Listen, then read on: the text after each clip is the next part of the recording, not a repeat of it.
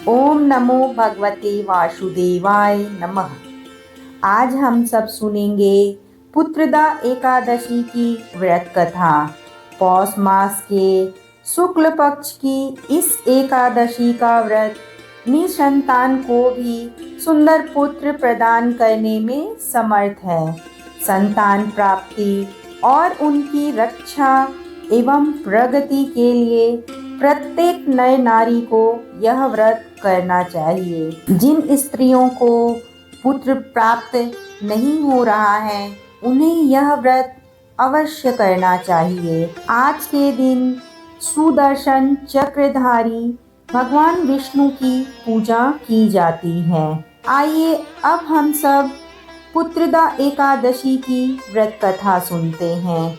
भगवान श्री कृष्ण द्वारा अब तक कहे गए वृत्तांत को सुनने के बाद धर्मराज युधिष्ठिर ने आगे पूछा, हे गोविंद, अब कृपा करके बतलाइए कि पौष शुक्ल एकादशी का क्या नाम है, इसके व्रत की विधि क्या है और कौन से देवता की पूजा की जाती है। भगवान श्री कृष्ण ने उत्तर दिया, हे राजन, इस एकादशी का नाम पुत्रदा एकादशी है। इसमें श्री नारायण भगवान की पूजा की जाती है।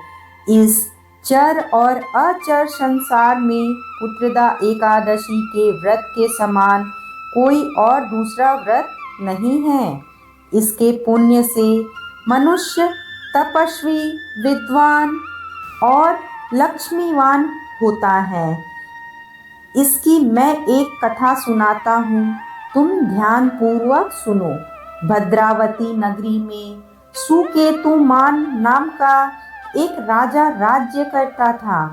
उसके कोई पुत्र नहीं था। उसकी स्त्री का नाम सैव्या था। वह संतानहीन होने के कारण सदैव चिंतित रहा करती थी। पुत्रहीन राजा के पितर रो रो कर पिंड लेते थे और सोचा करते थे कि इसके बाद हमको कौन पिंड देगा। राजा पुत्र ना होने के कारण हर समय दुखी रहता था। उसे बंधु बांधव, धन, हाथी, घोड़े, राज्य तथा वैभव आदि सभी अर्थहीन प्रतीत होते थे। राजा सदैव यही विचार करता था कि मेरे मरने के बाद मुझको कौन पिंडदान देगा। बिना पुत्र के पितरों और देवताओं का ऋण कैसे चुकेगा। जिस घर में पुत्र ना हो उसमें सदैव अंधेरा रहता है। इसलिए मुझे पुत्र की उत्पत्ति के लिए प्रयत्न करना चाहिए। जिस मनुष्य ने पुत्र का मुख देखा है वह धन्य है। उसको इस लोक में यश और परलोक में शांति मिलती है, अर्थात उसके दोनों लोक सुधर जाते हैं। पूर्व जन्म के कर्म से ही इस जन्म में पुत्र, धन आदि प्राप्त होते हैं। राजा इसी प्रकार रात दिन सोचा करता और चिंतित रहता।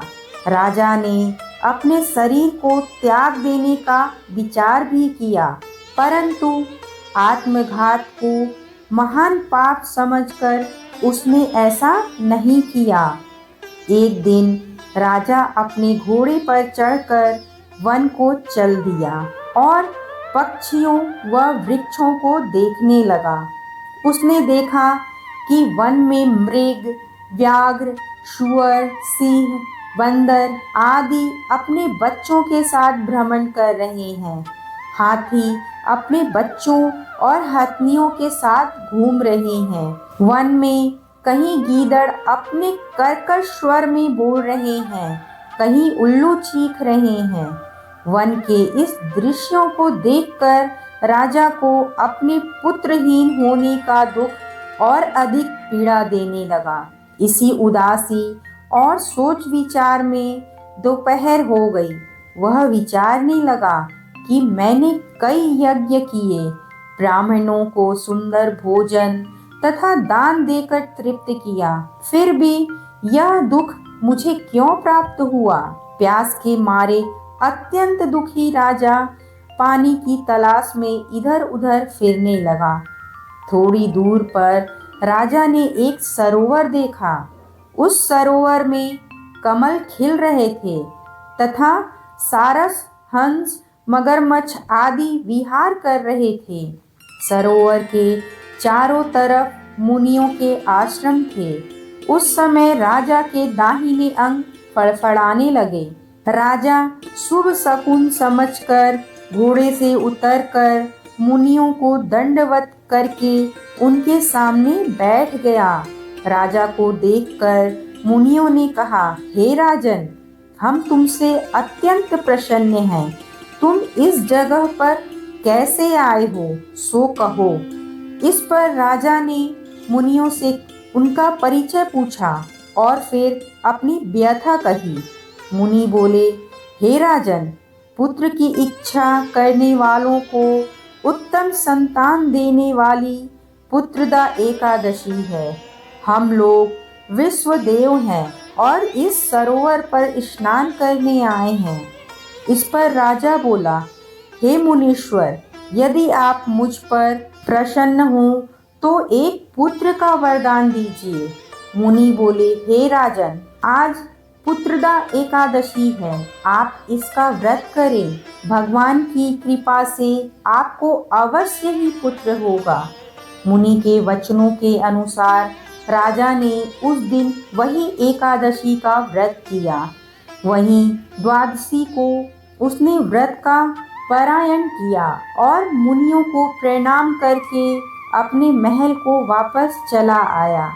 उसी मास रानी ने गर्भ धारण किया और 9 माह के पश्चात उसके एक उत्तम पुत्र पैदा हुआ, जो बड़ा होकर अत्यंत वीर, यशस्वी और प्रजापालक चक्रवर्ती सम्राट बना।